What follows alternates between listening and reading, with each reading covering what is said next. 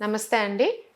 ఇవాళ మనం చిన్న పిల్లల్లో అంటే 15 సంవత్సరాల వయసుకి అంటే చిన్న పిల్లల్లో తలనొప్పికి కారణాల గురించి తెలుసుకుందాం అండి.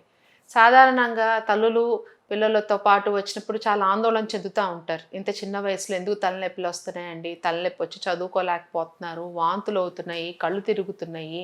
వీటికి కారణాలేంటి? వాటిని రాకుండా మనం తీసుకునే జాగ్రత్తల గురించి మాట్లాడుకుందాం.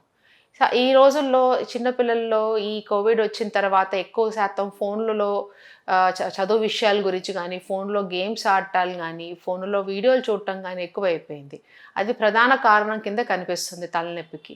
2 పిల్లలకి తలనొప్పులు వచ్చిన వెంటనే ముందస్తుగా కంటి డాక్టర్‌ని కలిసి, కంటి డాక్టర్ దగ్గర పరీక్షలు చేయించుకుంటే గనక, వాళ్ళకి కళ్ళజోడు వాడాల్సిన అవసరం ఉందా? లేదా? నిర్ధారణ చేసుకోవాలి.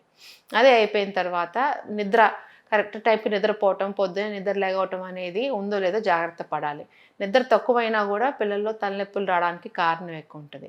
సాయంత్రం 5 దాటిన తర్వాత ఎక్కువ శాతం ఈ ఫోన్లు, టీవీలు చూస్తున్న పిల్లల్లో నిద్ర రావటం అనేది తక్కువైపోతది. సో, అందుకని నిద్ర పట్టటం కూడా వాళ్ళు 10కి పడుకున్న 11కి నిద్ర పట్టటం, 9కి పడుకుంటే 10, 10:30 నిద్ర పట్టటం వల్ల ఎక్కువ గంటలు నిద్ర లేకపోతున్నారు. అది మూడో కారణం. సో, అది జాగ్రత్తగా చూసుకోవాలా.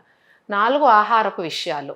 ఈ బయట ఆహారాలు, ఈ బేక్డ్ ఫుడ్స్ అని కానియండి, మంచూరియా అని గానీ, వీటిల్లో వాడే కెమికల్స్, ప్రిజర్వేటివ్స్ వల్ల కూడా బ్రెయిన్ ఒక ఇరిటేషన్‌కి గురయ్యి, తలనొప్పులు, నిద్ర లేకపోవటానికి దారి తీయొచ్చు. సో, ఇంటి వద్ద ఉన్న పదార్థాలే ఎక్కువ జాగ్రత్తగా తింటూ చూసుకోవాలా. 5 ఎక్సర్సైజ్. రోజువారీ వాళ్ళకి ఎక్సర్సైజ్ ఏదో ఒక రకమైన ఎక్సర్సైజ్ ఉండాలి.